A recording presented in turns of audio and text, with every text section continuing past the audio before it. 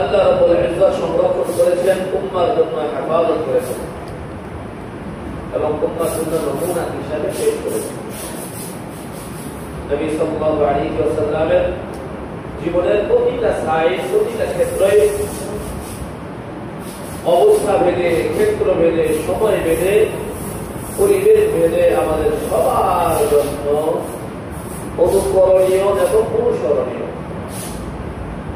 নবী সাল্লাল্লাহু আলাইহি ওয়াসাল্লাম এর ব্যাপারে আল্লাহ রাব্বুল ইজ্জত এই ঘোষণা করেছেন, লাকাদ কানা লাকুম ফি রাসূলিল্লাহি উসওয়াতুন হাসানাহ, যে তোমার নবী জীবন আদর্শের মধ্যে আল্লাহ রাব্বুল ইজ্জত তোমাদের জন্য উত্তম নমুনা, উত্তম আদর্শ রেখেছেন।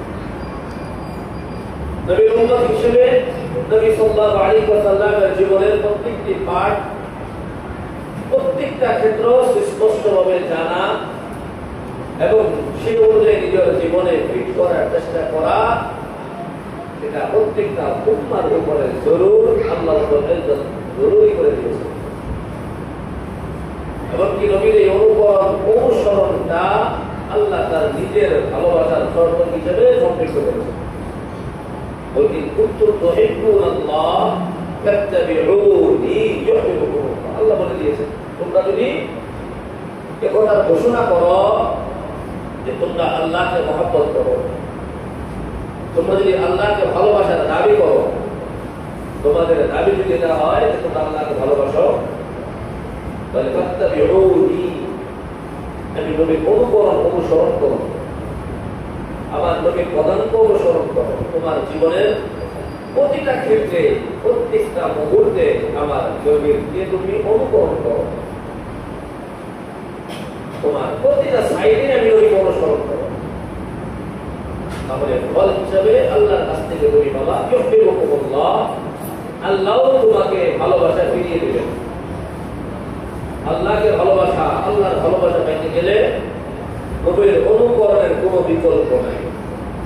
গত জুমায় এই সংক্রান্ত আলোচনা করেছিলাম যে আল্লাহ রাব্বুল ইজ্জতের সাথে শিরক করলেও আল্লাহ যতটুকু নারাজ আর অখুশি হন না, যতটুকু না বান্দা যদি নবীর শানে বেয়াদবি করে আল্লাহ যতটুকু অখুশি হন।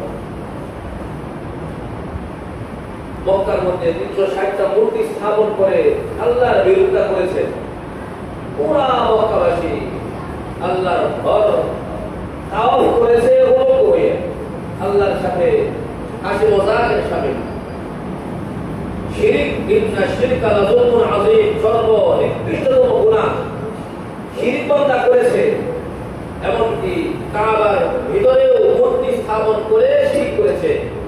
এটাও আল্লাহকে তরিক সিদ্ধান্ত দিতে, তরিক গতিতে বান্দার উপরে কোনো হুকুম নাযিল করতে, সবাইকে ধ্বংস করে দেওয়ার, একেবারে মাটির সাথে মিশিয়ে দেওয়ার ক্ষমতা থাকার পরেও রব্বুল কারীম এরকম কোনো সিদ্ধান্ত গ্রহণ করেন নাই। কারণ আল্লাহর সাথে বেয়াদবি করলে, আল্লাহর শানে বেয়াদবি করলে আল্লাহ নারাজ হন, অখুশি হন, তার চেয়ে বেশি অখুশি হন নবীর শানে বেয়াদবি করলে।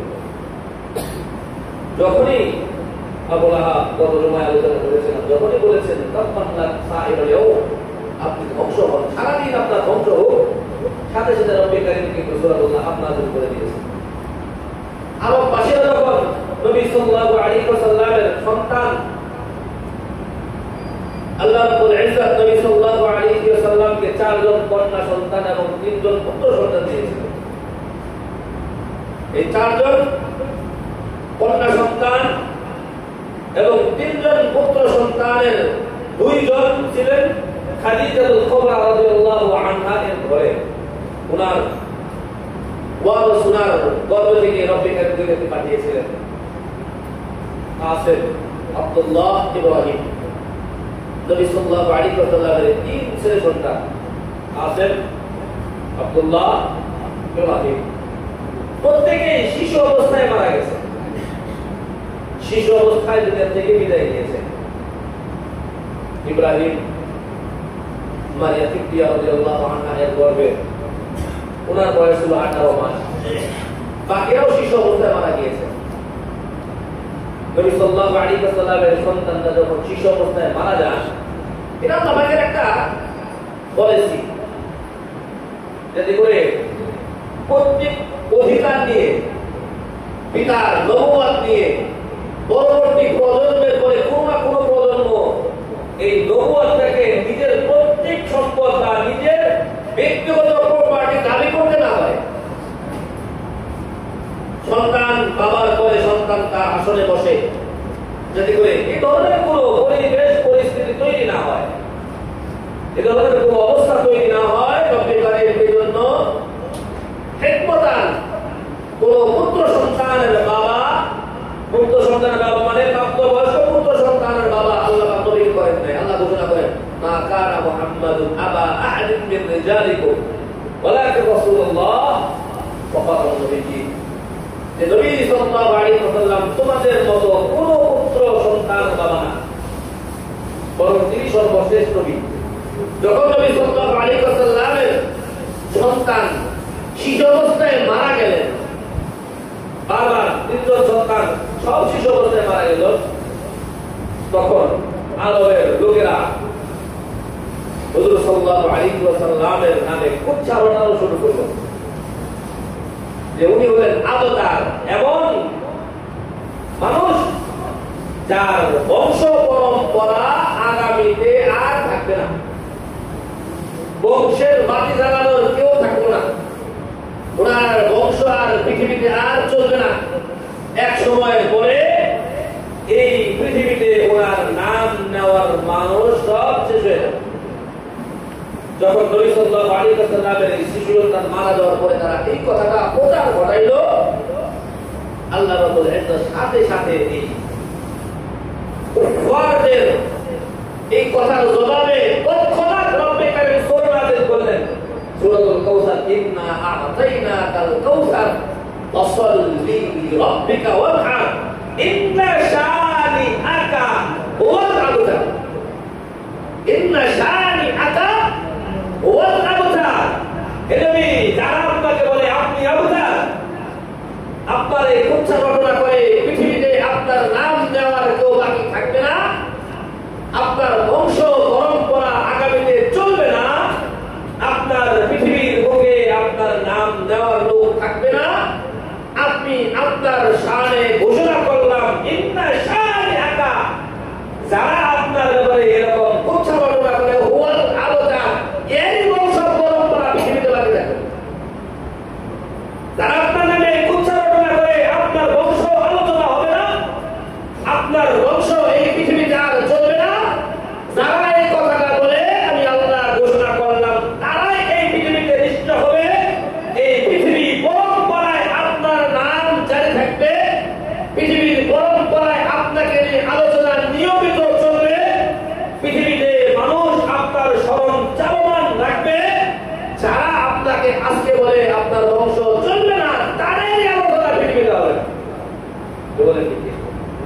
আজকে নবীর আলোচনা পৃথিবীতে বন্ধ না চলমান? এমন পর্যন্ত চলবে কিনা? নবীর শানে শুধুমাত্র নবীর জীবনী পৃথিবীতে গ্রন্থ আকারে প্রায় ৫,০০০ গ্রন্থের উপরে নবীর শানে, নবীর মানে, নবীর জীবনী নিয়ে গ্রন্থ রচনা করা আছে। ৫,০০০ উপরে গ্রন্থ আছে পৃথিবীতে, নবীর শানে মানুষ লিখে গিয়েছেন।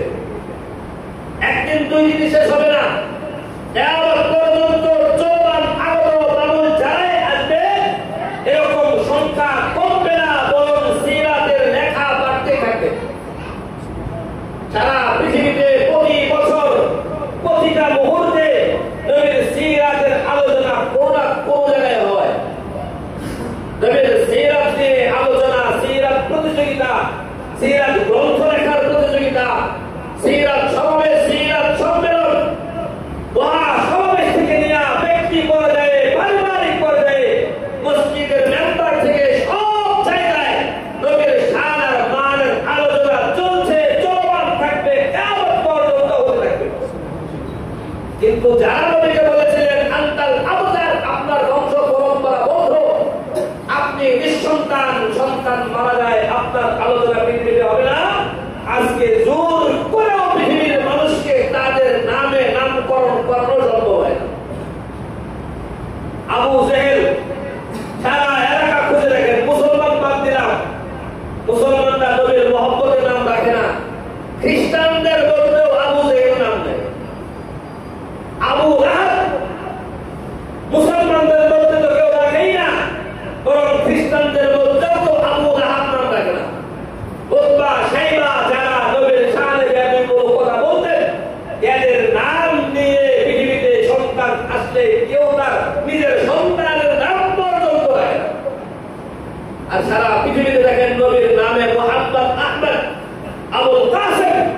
মুহাম্মদ সাল্লাল্লাহু আলাইহি ওয়াসাল্লামের প্রত্যেকটা গুণবাচক নাম নিয়ে অসংখ্য অগণিত হাজার না লক্ষ কোটি বাবা তার নিজের সন্তানের নাম মুহাম্মদ সাল্লাল্লাহু আলাইহি ওয়াসাল্লামের নাম করে নাম রেখে গর্ববোধ রাখে কিনা বলে?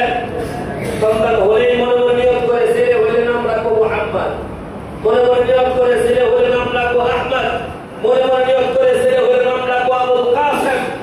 ছেলে হলে এরকম আমার সন্তানের নাম নবীর নামে নামকরণ করবো। অথবা মনে হলে নিয়ত করে আমার সন্তানের নাম নবীর ছেলের নামের সাথে ইব্রাহিম মিলিয়ে নাম রাখবো, আমি আমার নিজের ছেলের নাম আব্দুল্লাহ মিলিয়ে নাম রাখবো, আমি আমার নিজের ছেলের নাম আবুল কাসেম মিলিয়ে নাম রাখবো। এরকম চিন্তা করে কিনা? বলেন বংশ ধারা চলমান নবীর ছেলেটা রাখার প্রয়োজন করে নাই। নবী কারীম কিয়ামত পর্যন্ত আগত মানুষের মধ্যে নবীর সেই আলোচনা বিদ্যমান রেখে দিয়েছেন। নবী সাল্লাল্লাহু আলাইহি ওয়াসাল্লামের চারজন কন্যা সন্তান নবী কারীম পাঠিয়েছিলেন। এই চার কন্যা সন্তানের চারজন ছিলেন খাদিজাতুল কুবরা রাদিয়াল্লাহু আনহা এর বংশ থেকে।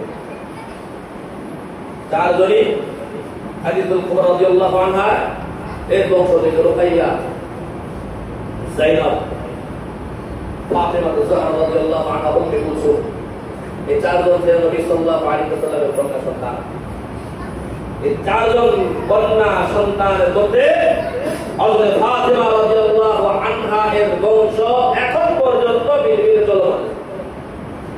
এখনো পর্যন্ত কিয়ামত পর্যন্ত এই বংশধারা চলমান থাকবে। ওনার দুই ছেলে হাসান এবং হুসাইন রাদিয়াল্লাহু আনহুমা, হাসান রাদিয়াল্লাহু আনহুর বংশ পরম্পরা চলমান আছে এবং হযরত হুসাইন রাদিয়াল্লাহু আনহুর বংশ পরম্পরা এখনো চলমান আছে।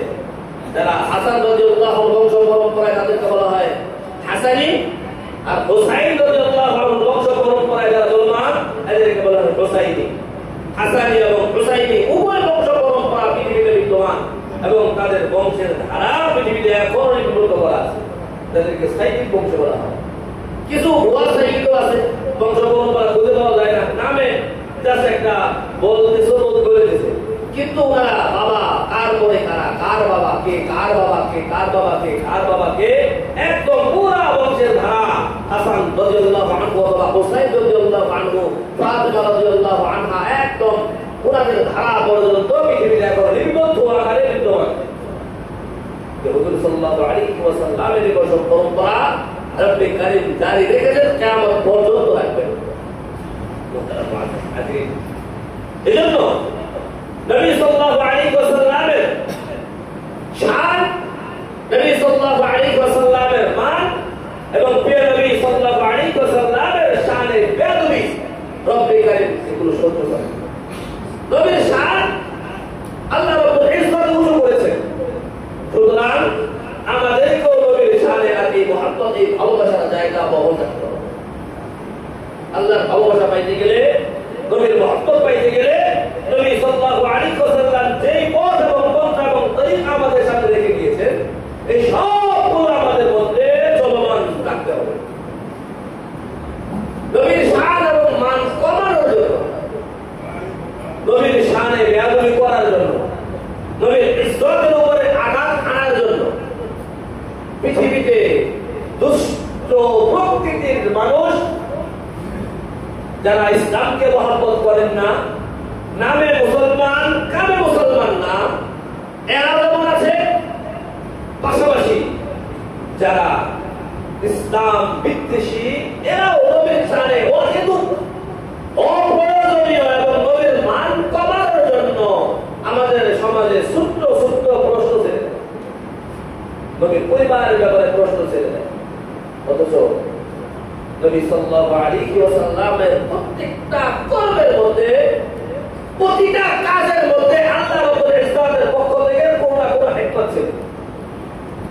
আল্লাহর পক্ষ থেকে কি ছিল? কোনো না কোনো হিকমত ছিল। আমরা জানি নবী সাল্লাল্লাহু আলাইহি ওয়াসাল্লাম সর্বমোট আমাদের উম্মাহাতুল মুমিনিন, মুমিনদের মা, নবী সাল্লাল্লাহু আলাইহি ওয়াসাল্লামের স্ত্রী, যাদেরকে নবী সাল্লাল্লাহু আলাইহি ওয়াসাল্লাম দুনিয়াতে স্ত্রী হিসেবে গ্রহণ করেছিলেন, এদের সংখ্যা সর্বমোট কয়জন?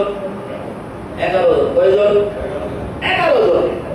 11 জন স্ত্রীকে, স্ত্রীর মর্যাদা নবী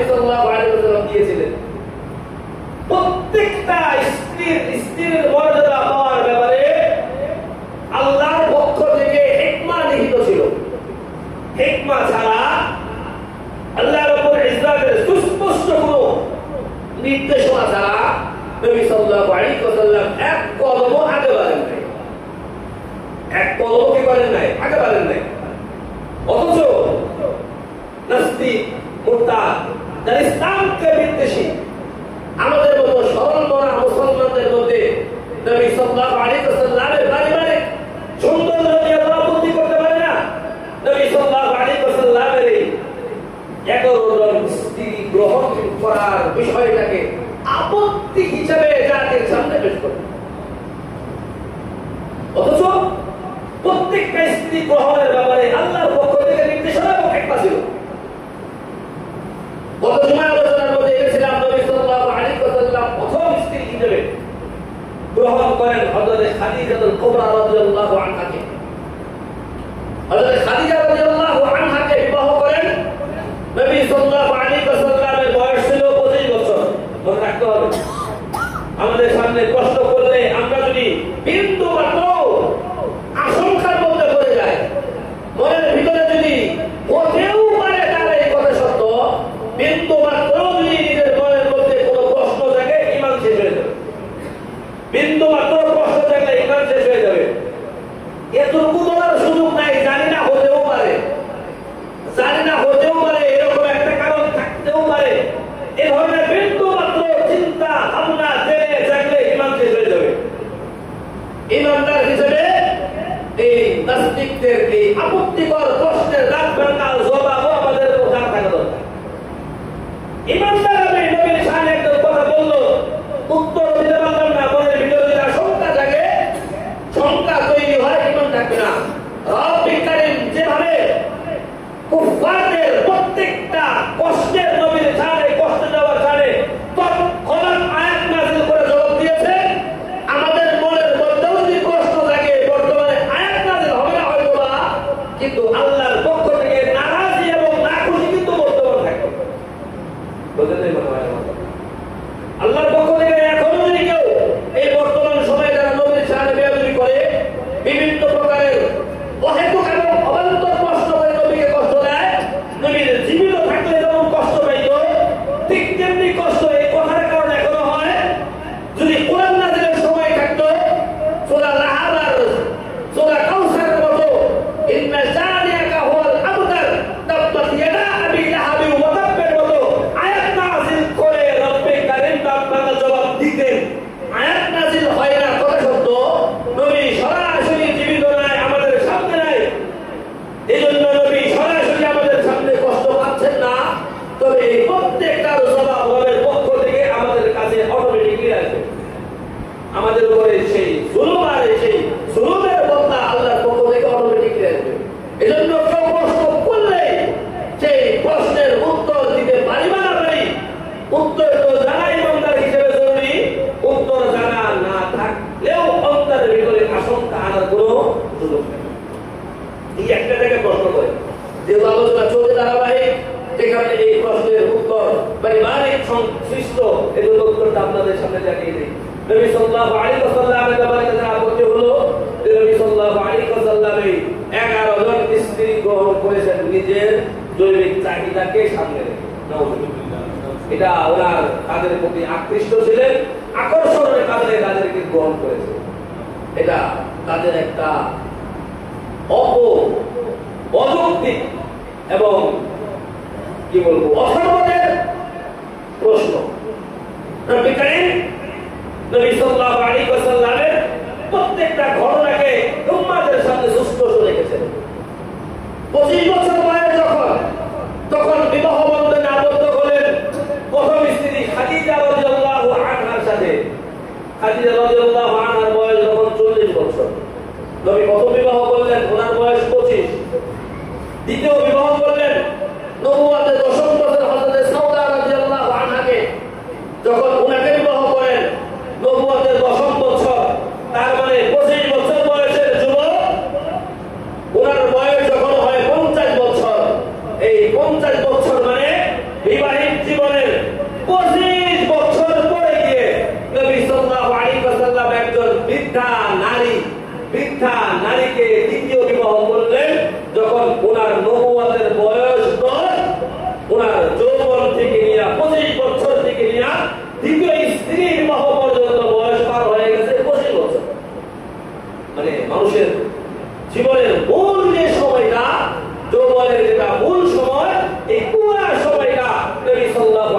ওয়াসাল্লামের স্ত্রী ছিলেন একজন, তিনি ছিলেন হযরত খাদিজা রাদিয়াল্লাহু আনহা। হিসাব করেন, ওনার বয়স মৌলিক বয়স শেষ, 50 বছর নবুয়তের 10 বছরে গিয়ে নবী সাল্লাল্লাহু আলাইহি ওয়াসাল্লাম বিবাহ করলেন হযরত সাউদা রাদিয়াল্লাহু আনহা। এরপরে এখান থেকে নিয়ে 13 বছর পর্যন্ত জীবন শেষ হওয়া পর্যন্ত সর্বশেষ 6ষ্ঠ হিজরি পর্যন্ত বিবাহ করেছেন। 6ষ্ঠ হিজরি, 7ম হিজরিতেও পাওয়া যায়। এই 7ম হিজরি পর্যন্ত এই 7 বছরের মধ্যে নবী সাল্লাল্লাহু আলাইহি ওয়াসাল্লাম সামাজিক প্রেক্ষাপট এবং দ্বীনকে হেফাজতের জন্য বিভিন্ন বিষয়কে সামনে রেখে আল্লাহর হাবিব সাল্লাল্লাহু আলাইহি ওয়াসাল্লাম বাকি বিবাহগুলো করেছেন। নবী সাল্লাল্লাহু আলাইহি ওয়াসাল্লাম নবুয়তের 10 বছর খাদিজা কুবরা রাদিয়াল্লাহু আনহা ইন্তেকালের পরে একজন বৃদ্ধা মহিলাকে বিবাহ করলেন নবী সাল্লাল্লাহু আলাইহি ওয়াসাল্লাম, যাতে করে এর মাধ্যমে এই যে স্ত্রী বিবাহের যে অবস্থা, এটা যাতে করে উনি কাটিয়ে উঠতে পারেন। ওনার সমবয়সী একজনকে নবী সাল্লাল্লাহু আলাইহি ওয়াসাল্লাম বিবাহ করলেন। দ্বিতীয় স্ত্রীতে আম্মাজান আয়েশা রাদিয়াল্লাহু আনহাকে নবী সাল্লাল্লাহু আলাইহি ওয়াসাল্লাম বিবাহ করলেন। আম্মাজান আয়েশা রাদিয়াল্লাহু আনহাকে এই বিবাহটা নবী সাল্লাল্লাহু আলাইহি ওয়াসাল্লাম আল্লাহর পক্ষ থেকে বিশেষ নির্দেশনা পেয়ে করেছেন। কেন করেছেন? এজন্য করেছেন যে উম্মার সামনে নবী সাল্লাল্লাহু আলাইহি ওয়াসাল্লামের পারিবারিক যে বিষয়গুলো উম্মার সামনে আপাত কিয়ামত পর্যন্ত আলে ওয়ালা মানুষের সামনে ইসলামের বিতর্ক অভ্যন্তরীণ বিষয়গুলো, অভ্যন্তরীণ মাসআলাগুলো, অভ্যন্তরীণ আমলগুলো জাতির সামনে আনতে গেলে এটার কোনো বিকল্প ছিল না। উনি ছিলেন অত্যন্ত মেধাবী, অত্যন্ত বুদ্ধিমতী এবং তখন মেধার অধিকারী হওয়ায় আল্লাহ রাব্বুল ইজ্জাতের বিশেষ নির্দেশনায় আম্মাজান আয়েশা রাদিয়াল্লাহু আনহাকে আল্লাহ রাব্বুল ইজ্জাত সাল্লাল্লাহু আলাইহি ওয়াসাল্লামের সাথে বিবাহের ব্যবস্থা করেন। যে সমস্ত সাহাবায়ে কেরাম সবচেয়ে বেশি হাদিস বর্ণনা করেছেন তাদেরকে বলা হয় মুফাসসিরিন। হাদিস বর্ণনাকারী যারা বেশি হাদিস বর্ণনা করেছেন তার মধ্যে হযরত আবু হুরায়রা রাদিয়াল্লাহু আনহু একজন, আব্দুল্লাহ ইবনে আমর রাদিয়াল্লাহু আনহু একজন, এদের মধ্যে আম্মাজান আয়েশা রাদিয়াল্লাহু আনহাও একজন। যিনি হাদিস বর্ণনার ক্ষেত্রে মুফাসসিরিন সাহাবী যারা বেশি হাদিস বর্ণনা করেছেন 5-7 জনের মধ্যে একজন, এবং ওনার কাছ থেকে পরবর্তীতে হাজার হাজার মুহাদ্দিসিনে কেরাম হাদিস শিখে ওনার ছাত্র হয়ে জাতির সামনে হাদিসের দরজে হাদিস পৌঁছিয়েছেন। প্রায় 2200 হাদিস আম্মাজান আয়েশা রাদিয়াল্লাহু আনহা থেকে জাতির সামনে এসেছে। 2200 হাদিস এসেছে জাতির সামনে। বলেন, যদি আম্মাজান আয়েশা রাদিয়াল্লাহু আনহার কাছ থেকে এরকম হাদিসে অভ্যন্তরীণ আমলের বিধানগুলো, পারিবারিক বিধানগুলো, স্বামী স্ত্রীর মুআমালার ব্যাপারগুলো, নবী সাল্লাল্লাহু আলাইহি ওয়াসাল্লাম পরিবারের সাথে কেমন চলেছেন, কিভাবে চলেছেন, এই হাদিসগুলো যদি আম্মাজান আয়েশা থেকে না আসতো, তাহলে বলেন আমরা আমাদের স্ত্রীদের সাথে কেমন আচরণ হবে, আমরা আমাদের স্ত্রীদের সাথে কেমন ব্যবহার হবে, আমাদের স্ত্রীরা আমাদের সাথে কেমন আচরণ করবেন, ওই হাদিস কই পেতাম আমরা? এই হাদিসগুলো কোথায় পাইতাম? বলে জাতির হাদিসগুলো কোথায় পাইতো? জাতির সামনে হাদিসগুলো কোথায় আসতো, কিভাবে আসতো? বলে প্রশ্ন করে আম্মাজান আয়েশা রাদিয়াল্লাহু আনহাকে ছোট অবস্থায় বিবাহ করেছেন, শিশু বিবাহ। অথচ এটা তো প্রায় 1450 বছর আগের ঘটনা। আপনি আপনার সময়ের মধ্যে আপনার দাদি নানিদের অবস্থায় যান না, 1400 বছর আগের হিসাব বাদ দেন, আপনারা আপনাদের দাদি নানির অবস্থার মধ্যে যান না। আমার মার বিবাহ হয়েছে 9 বছর বয়সে। আপনারা আপনাদের দাদি নানিদের জীবন আলোচনা করলে দেখবেন ওনাদের বিবাহের অবস্থা এরকম অল্প বয়সে হয়ে গেছে। বর্তমান সময়ে তো বিবাহের বয়স পার হওয়ার পরেও বিবাহ দেন না, সেটা বর্তমান সমাজ ব্যবস্থা ভিন্ন চিত্র। কিন্তু একটু সময় আগে যান, একটু সময় আগে গেলে দেখবেন এটা ছিল তাদের বিবাহের স্বাভাবিক অবস্থা। একজন মেয়ে বিবাহের বয়স তার জন্মের পর থেকে তাকে বিবাহ দেওয়ার অনুমোদন আছে, নিষেধ নেই। যদি অসহায় হয়, বাবা নাই, মা নাই, কেউ দায়িত্ব নিতে চাইলে দিতে পারে। কোনো বাবা তার ছেলের জন্য নিতে চায়, লালন পালন করতে চাই, তো অসুবিধা নেই, বৈধতা আছে। প্রাপ্তবয়স্ক হয়ে যাওয়ার পরে দেরি করতে নিষেধ করছে, যে দূর করে প্রাপ্তবয়স্ক হয়েছে এখন দেরি করবে না, এটা ইসলামের বিধান। প্রাপ্তবয়স্ক হয়ে গেলে 12-13 বছর বয়সে প্রাপ্তবয়স্ক হয়ে যায়, আমরা সেটাকে ঠেলতে ঠেলতে 28-30 পার করে দিই, মূলটাই আমাদের আয়েশা রাদিয়াল্লাহু আনহাকেও রব্বে কারীমের পক্ষ থেকে বিশেষ বিবেচনায় ওনার বাবা বলতেন না, আবু বকর রাদিয়াল্লাহু আনহু নিজের বাবা বলতেন না যে আমার মেয়েকে কোন বয়সে বিবাহ দেওয়া যাবে আর কোন বয়সে দেওয়া যাবে, বাবা বলতেন না এটা। আর আমরা এত বছর পরে এসে আমরা বুঝতে পারছি যে ওনার উপর কি করা হয়েছে, জুলুম করা হয়েছে। দেখুন তো এরকম প্রত্যেকটা ক্ষেত্রে আপনি যে একজন একজন করে ধরেন, কোন কোন স্ত্রীকে নবী সাল্লাল্লাহু আলাইহি ওয়াসাল্লাম বিবাহ করেছেন যিনি ছিলেন আপনার পুরা গোত্রের প্রধানের সাথে যদি পারিবারিক সম্পর্ক স্থাপন করা যায় তাহলে এই গোত্রের সাথে ইসলামের একটা বন্ধন কি হবে, জারি হবে। এই গোত্রের সাথে ইসলামের বন্ধন জারি হবে। নবী সাল্লাল্লাহু আলাইহি ওয়াসাল্লাম বিবাহের মাধ্যমে বন্ধন জারি করেছেন। অসংখ্য স্ত্রী এমন ছিল বদর যুদ্ধে তার স্বামী শাহাদাত বরণ করেছেন। উম্মে সালামা রাদিয়াল্লাহু আনহার ঘটনা বলেছি আপনাদেরকে, আগেও বলেছি অনেকবার। বদর যুদ্ধে ওনার স্বামী শাহাদাত বরণ করেন। শাহাদাতের সংবাদ শুনে দোয়া করলেন। নবী সাল্লাল্লাহু আলাইহি ওয়াসাল্লামের কাছ থেকে দোয়া শিখেছিলেন। বিপদের মুহূর্তে দোয়া করলেন, রব্বে কারীম তার উত্তম বদলার মাধ্যমে তার বিনিময় প্রদান করেন। আল্লাহুম্মা আজুরনি ফি মুসিবাতি ওয়া আখলিফ ফি খায়রান মিনহা। এই দোয়া পাঠ করলেন। সর্বশেষ নবী সাল্লাল্লাহু আলাইহি ওয়াসাল্লামকে রব্বে কারীম উম্মে সালামা রাদিয়াল্লাহু আনহার সাথে বিবাহ বন্ধনে আবদ্ধ করে দিলেন। বিবাহ বন্ধনে আবদ্ধ হয়েছে। ওনার সাথে বদর যুদ্ধে শাহাদাত বরণ করেছেন একজন শহীদের স্ত্রী। ওই অসহায় অবস্থায় আছেন।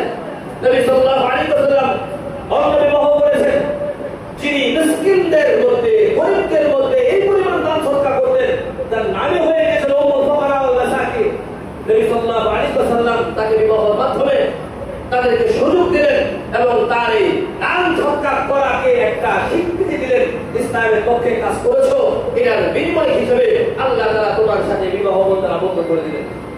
যায়েদ বিনতে জাহাশ রাদিয়াল্লাহু আনহাকে নবী সাল্লাল্লাহু আলাইহি ওয়াসাল্লাম বিবাহ করলেন।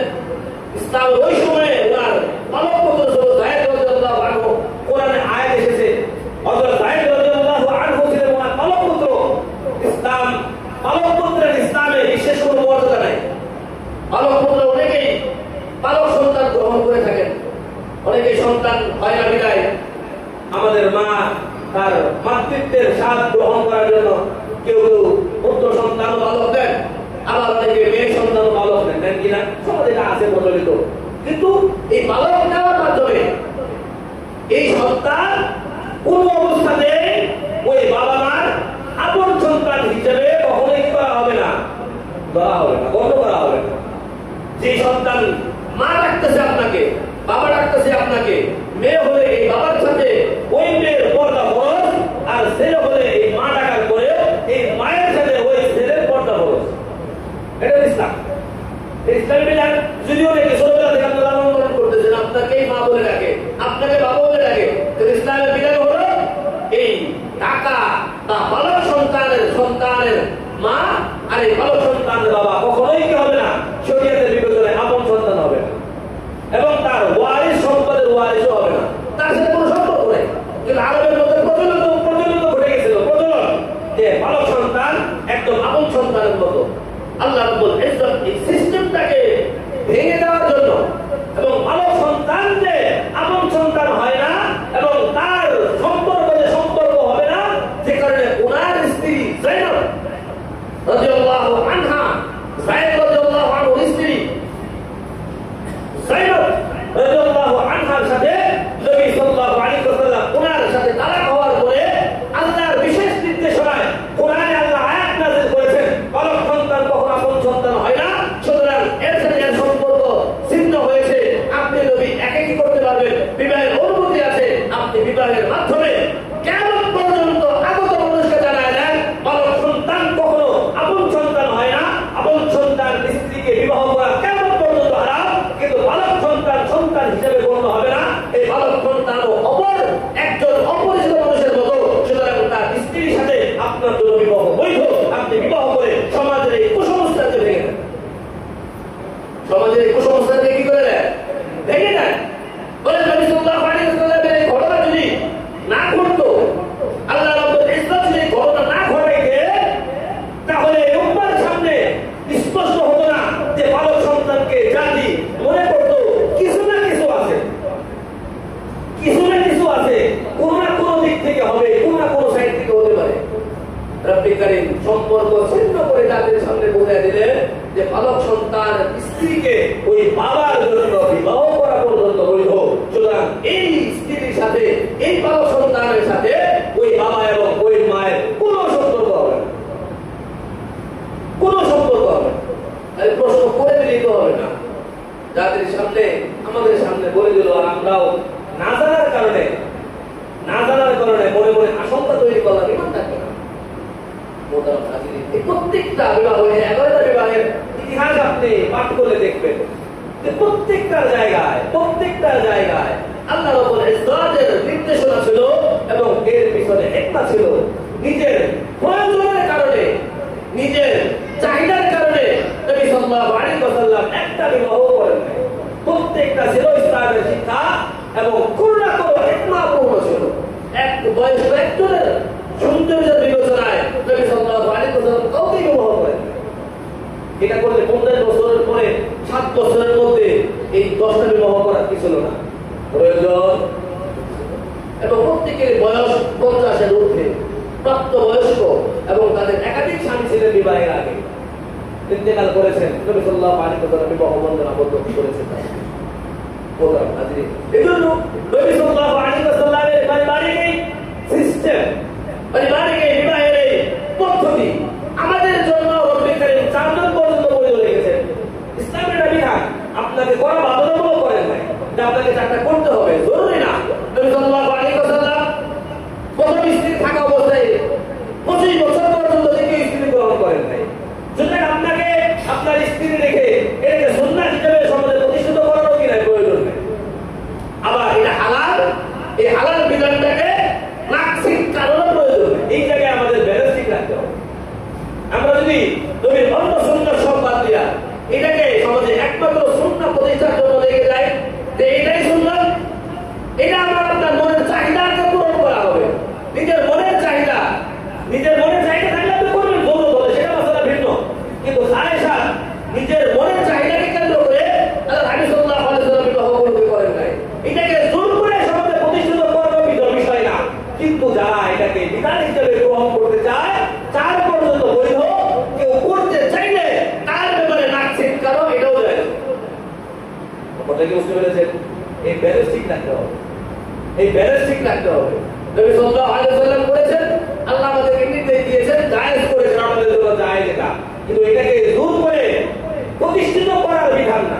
আপনার প্রয়োজনে বিধবা একজন নারী আছে, যাকে বিবাহ করলে তার সমাজে মর্যাদা হবে, বিবাহিত একটা ফ্যামিলি ইসলামের পক্ষে আসবে। অথবা আপনার নিজের প্রয়োজন ভিন্ন অ্যাঙ্গেলে, প্রয়োজনের তাগিদে আপনি সম্পর্ক করতে পারেন, জায়েজ আছে। কিন্তু অবৈধ সম্পর্ক কইরা ধরাবের বিয়ে করলেন, এটা ইসলামের শিক্ষা। বুঝতে মনে হয় আমাদের স্ত্রী আছে, খুব ভালো কথা।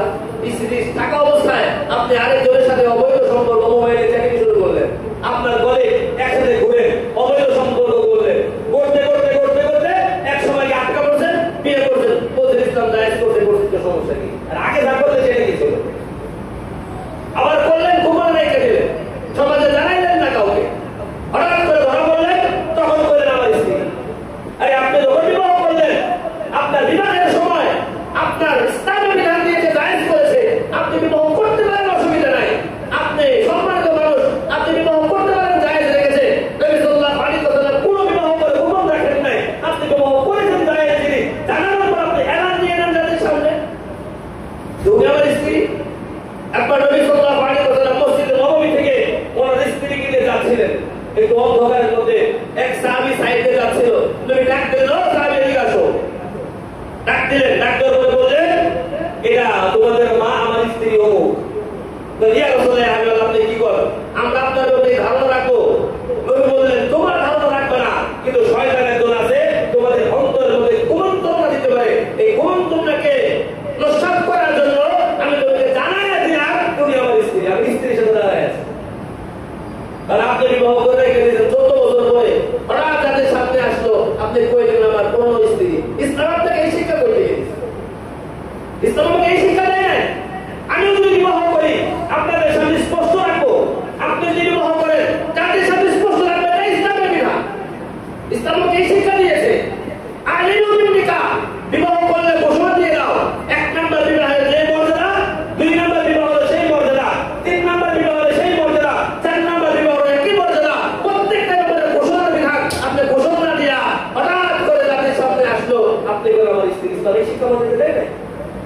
নবী সাল্লাল্লাহু আলাইহি ওয়াসাল্লামের বিবাহ থেকে শিক্ষা নেব আমরা, কিন্তু সঠিক শিক্ষা নিতে হবে।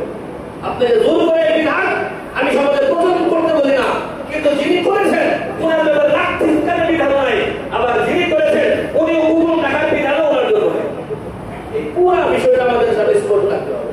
এই ইসলামের শিক্ষা এটা।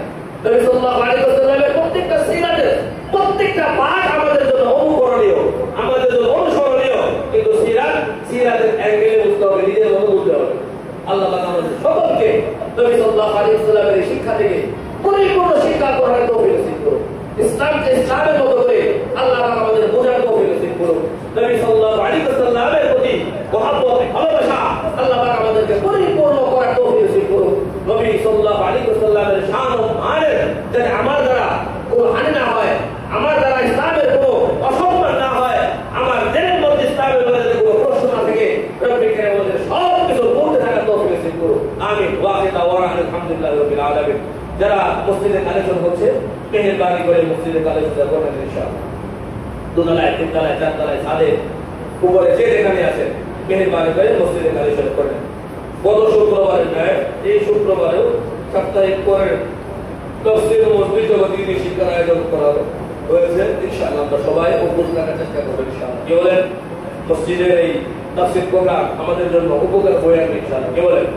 ইনশাআল্লাহ সাপ্তাহিক শুক্রবার, প্রতি শুক্রবার ইনশাআল্লাহ মসজিদে প্রোগ্রাম হবে।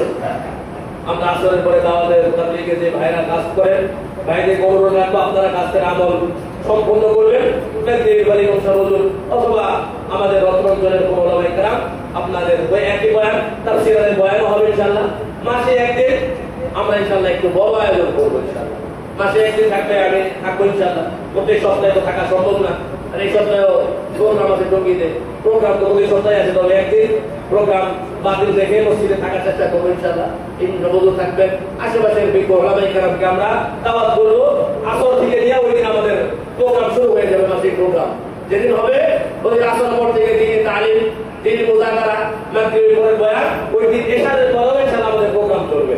আর সাপ্তাহিক প্রোগ্রাম মাগরিবের পর প্রোগ্রাম হবে, নিয়মিত আমাদের তাফসীর চলবে ইনশাআল্লাহ। ওদিনও ব্যাপকভাবে থাকবে, মাসিক প্রোগ্রামে আরো ব্যাপকভাবে থাকার চেষ্টা করবে ইনশাআল্লাহ। আল্লাহ আমাদের সকলকে কবুল করুন। গত জুমা সম্মানিত মুসল্লিদের দানের পরিমাণ ছিল সর্বমোট ৭,৬২০ টাকা। দান বক্স ছিল ১৪০২ টাকা। সাপ্তাহিক দোকান কালেকশন ছিল ১৫৫০ টাকা। আল্লাহ পাক আমাদের সকলকে মসজিদের কাজে আরো বেশি অগ্রণী ভূমিকা রাখার তৌফিক দান করুন। মুহতারাম মুসল্লিন কিরাম, আমরা আমাদের মসজিদের এই যে কালেকশনটা হয় সাপ্তাহিক, আপনারা একটু আন্তরিকতার সাথে একটু আগে আসাও প্রয়োজন। আজকে আমাদের খলিল ভাই বলতেছিল যে পকেট আমাদের ক্যাশ একেবারে সুন্দর কোটায় আস্তে আস্তে শূন্য হয়ে যাচ্ছে। মানে আপনাদের কাছ থেকে যে অর্থটা আসে সেই অর্থ দিয়ে মাসিক খরচ যেটা চালানোর কথা সেটা পূর্ণ হয় না। তাহলে অল্প কিছু ফান্ড আছে, ফান্ড শেষ হয়ে যাবে, তো শেষ হয়ে গেলে কেমন হইল? আপনারা একটু সবাই মিলে এই ১৫-২০০০ কম বেশি মুসল্লি আসেন, তবে একটু প্রস্তুতি নিলে এই ৭,০০০ ৮,০০০ জায়গায় ১০,০০০ হওয়ার কথা। অসম্ভব না, অসম্ভব না এটা। আপনি অল্প অল্প করে সবাই একটু একটু করে যদি অংশগ্রহণ করেন তো ইনশাআল্লাহ দেখবেন আমাদের এই প্রয়োজনটা পূর্ণ হয়ে যাবে। আপনার সন্তান হাত দিয়ে দিলে আপনি দানের শিক্ষাটা দেন, আপনার সন্তান দান শিখলো, আপনার পরে আপনার সন্তান দানের ধারাটা অব্যাহত রাখবে। আপনার সন্তানকে শিক্ষা দেওয়া আমাদের উপরে জরুরি। আপনার সন্তানকে শিক্ষা দেওয়া আমাদের উপরে জরুরি। এটা ইসলামের শিক্ষা, এটা ইসলামের শিক্ষা। এটা এজন্য আপনার সন্তানকে হাত ধরে মসজিদে যেমন আনছেন, সন্তানের হাত দিয়ে তার বক্সে কিছু টাকা ফালানোর কি করেন? শিক্ষা দেন। এগুলো যখন টাকা পয়সা গণনা করা হয়, আপনার সন্তানকে এখানে বসান। আপনার সন্তান মসজিদে কিছু সময় একটু বেশি থাকুক। সন্তান মসজিদের সাথে এক আত্মিক একটা সম্পর্ক তার তৈরি হোক, একটা মহব্বত এবং ভালোবাসার একটা সম্পর্ক তৈরি হোক, একটা বিধান তৈরি হোক, একটা অবস্থান তৈরি হোক। এই বিষয়টা আমাদের খেয়াল রাখা যায় ইনশাআল্লাহ। এটা দান করলে আপনার সম্পদ কমবে না, বরং আল্লাহর কাছে যেমন দেখা পাবেন, দুনিয়াতেও আপনাকে বালা মুসিবত দূর করার মাধ্যমে এবং অন্য কোনো গেলে আপনার প্রয়োজনটা আল্লাহ পূরণের ব্যবস্থা করেন। আল্লাহ আমাদের সকলকে কবুল করেন। ইসলামিক ফাউন্ডেশন সমন্বয় বিভাগের পক্ষ থেকে আমাদের কাছে একটা ঘোষণাপত্র এসেছে। আমি শুধু আপনাদের ঘোষণাপত্র দিচ্ছি। আসন্ন টিকাদান কার্যক্রম ২০২৫ সফল করার লক্ষ্যে জনসচেতনতা সৃষ্টির লক্ষ্যে প্রচারণা স্বাস্থ্য অধিদপ্তরের স্মারক। আসসালামু আলাইকুম ওয়া রাহমাতুল্লাহ। উপযুক্ত বিষয় ও সূত্রোক্ত স্মারকের প্রেক্ষিতে জানানো যাচ্ছে যে বাংলাদেশ সরকার ইপিআই কর্মসূচির আওতায় আগামী 12 অক্টোবর 2025 হতে টাইফয়েড জ্বর প্রতিরোধে মাসব্যাপী সারা দেশে টাইফয়েড টিকাদান ক্যাম্পেইন 2025 শুরু হতে যাচ্ছে, যা শিশুদের টাইফয়েড সংক্রমণ জনিত অসুস্থতা ও মৃত্যু হার বহুলাংশে হ্রাস করবে ইনশাআল্লাহ। ক্যাম্পেইন চলাকালে প্রায় 5 কোটি শিশুর প্রত্যেককে নিরাপদ এক ডোজ টাইফয়েড টিকা বিনামূল্যে প্রদান করা হবে। টিকাদান কার্যক্রম চলাকালে দেশের সকল শিক্ষা প্রতিষ্ঠানে অধ্যয়নরত প্রাক প্রাথমিক হতে নবম শ্রেণী সম্মান পর্যন্ত সকল ছাত্রছাত্রীদের নিজ নিজ শিক্ষা প্রতিষ্ঠানে এবং শিক্ষা প্রতিষ্ঠান বহির্ভূত 9 মাস থেকে 11 বছরের কম বয়সী কমিউনিটি শিশুদের বিদ্যমান ইপিআই টিকাদান কেন্দ্রে এই টাইফয়েড টিকা প্রদান করা হবে। উক্ত টিকাদান কর্মসূচি সফল করার লক্ষ্যে মসজিদের খুতবার সময় শিশুদের টাইফয়েড টিকার প্রয়োজনীয়তা তুলে ধরে ক্যাম্পেইন চলাকালীন সময়ে মসজিদের মাইকের মাধ্যমে টিকা গ্রহণে জনগণকে উদ্বুদ্ধ করা, মাদ্রাসা শিক্ষকদের সম্পৃক্ত করা এবং নিকটবর্তী শিক্ষা প্রতিষ্ঠান ও ইপিআই টিকা কেন্দ্রের নাম প্রচারে সম্মানিত ইমামকে সহযোগিতা প্রদানের জন্য প্রয়োজনীয় দিক নির্দেশনা প্রদান করা একান্ত জরুরি। এমন অবস্থায় তার বিভাগ জেলা অবস্থিত সকল মসজিদে আগামী 26 সেপ্টেম্বর 2025, 3 অক্টোবর 2025, 10 অক্টোবর 2025 শুক্রবার জুমার প্রাক খুতবা এবং টিকাদান কর্মসূচি চলাকালীন ওয়াক্তিয়া নামাজের আগে পরে টাইফয়েড টিকাদান কর্মসূচি সম্পর্কে সচেতনতা সৃষ্টির লক্ষ্যে বক্তব্য প্রদানে প্রয়োজনীয় ব্যবস্থা গ্রহণের জন্য নির্দেশ ক্রমে অনুরোধ করা হবে। বুঝতে পেরেছেন আশা করি।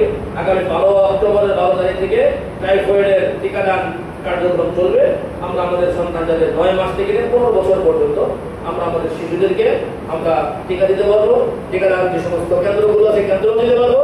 আবার এই শিক্ষা প্রতিষ্ঠানে